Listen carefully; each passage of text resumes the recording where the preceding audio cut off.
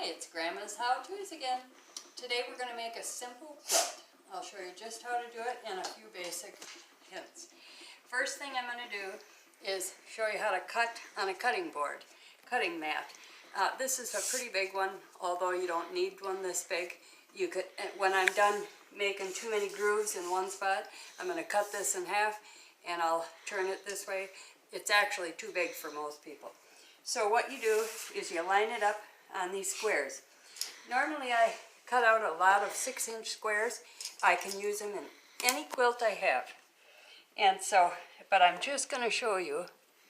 You line it up, and this little tool is pretty handy. Very dangerous though. You can cut the tip of your finger off if you're not careful. That is engaged now. Alright, so now I have two nice square edges.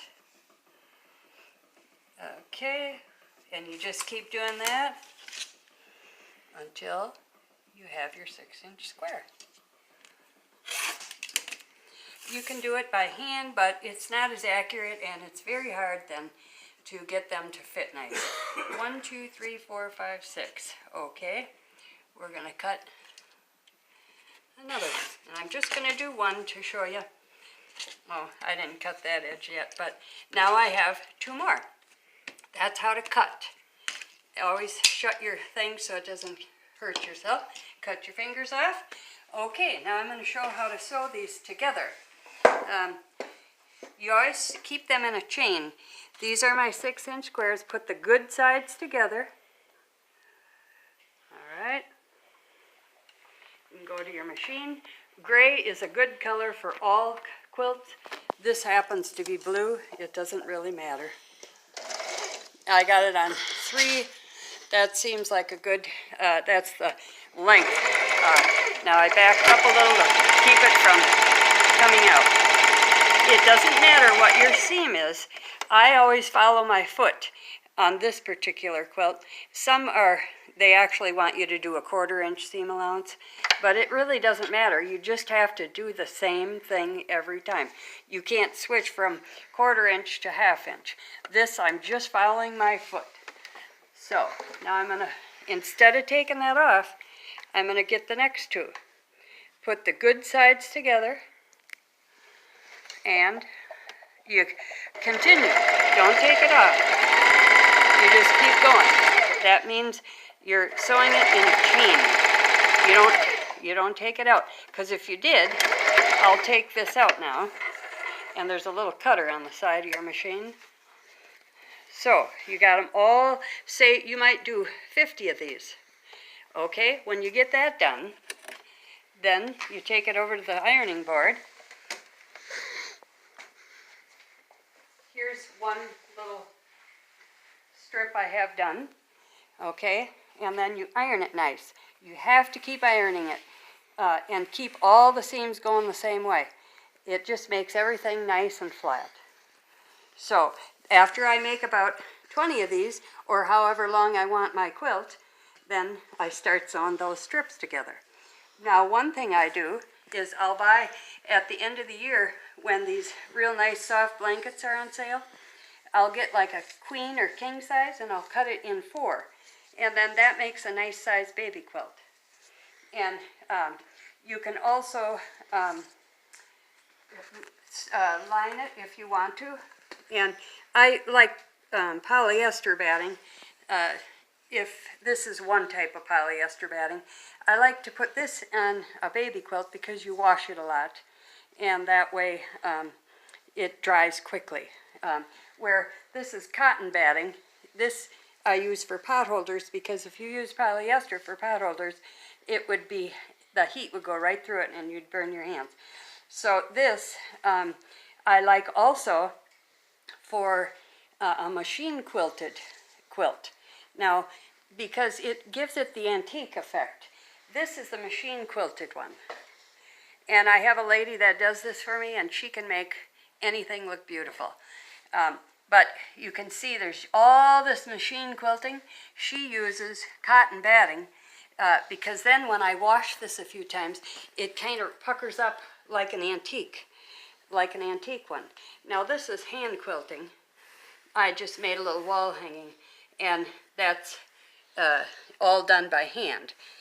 You don't have to do it that small, as long as it's consistent. If you quilt a little bigger or further from the edge, it doesn't matter.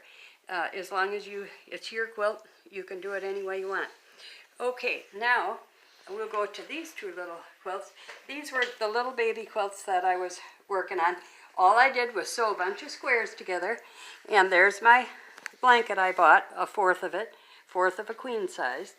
And because it's a baby blanket, I kind of go around the edge with the machine maybe a few times, and I might tie it more because you wash it a lot.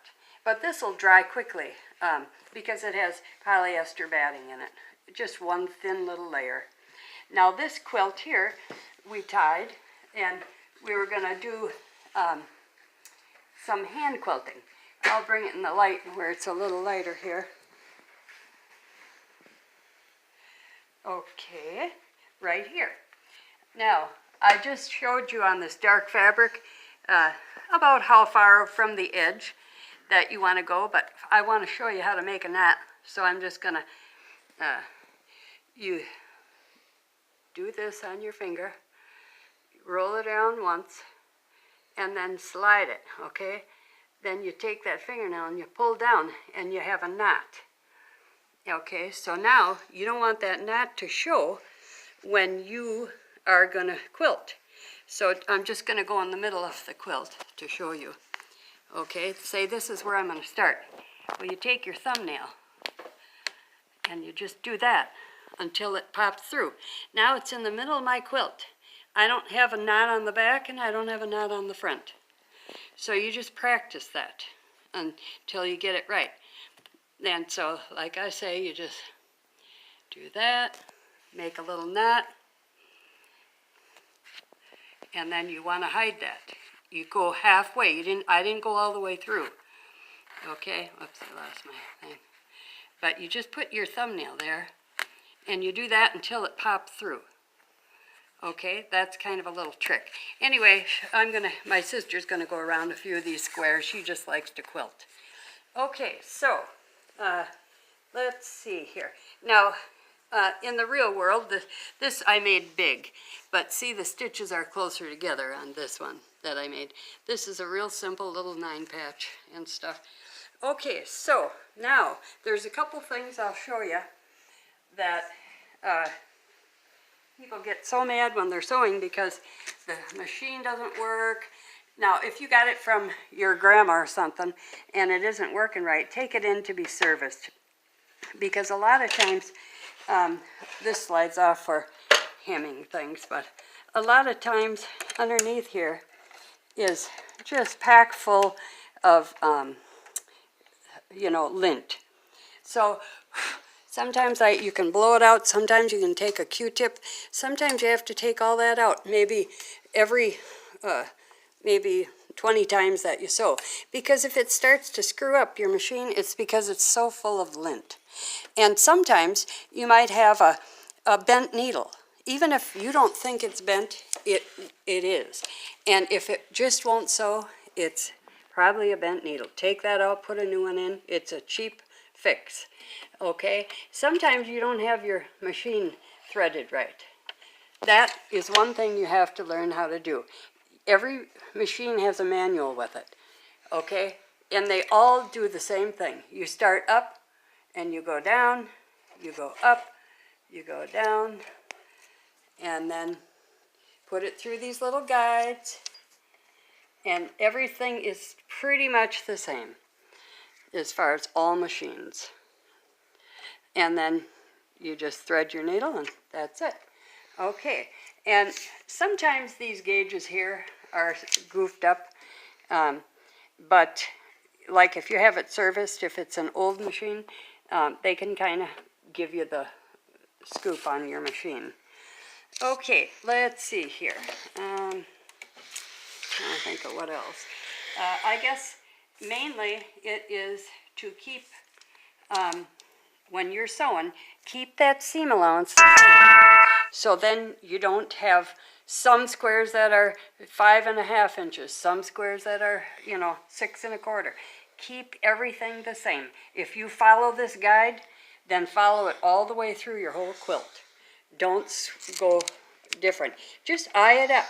If you have to make sew and you measure it, then where you are. You can even take a pencil and mark on there where you want it. Say if you need to sew right there or whatever.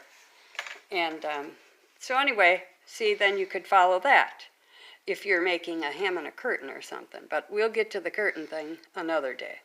All right, so I guess that's the basics on baby quilts or any kind of quilts. Now, if you wanted to make a big quilt, not just a baby quilt, take the whole queen size quilt and keep sewing these squares together till you're as long as the quilt is. And then you make several of them, and then you sew them together. And because you ironed it so nicely over here, nice and flat, you keep all those going the same way, and they'll fit nice and smooth. And then when I'm all done, this side already had a hem, so then I just might turn it over. There's many ways to finish a quilt.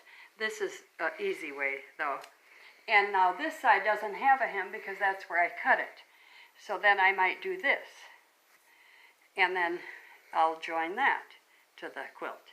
You can do it any way you like. And then that covers up the edge of this. Okay? So I think that's about all we will do for today. And we will maybe do a little cooking one the next time, and then we'll go back to sewing. Maybe a basic curtain, or to actually hem the jeans, or different little projects like that. Okay, well, we'll see you next time. Thank you. Don't forget to like and subscribe.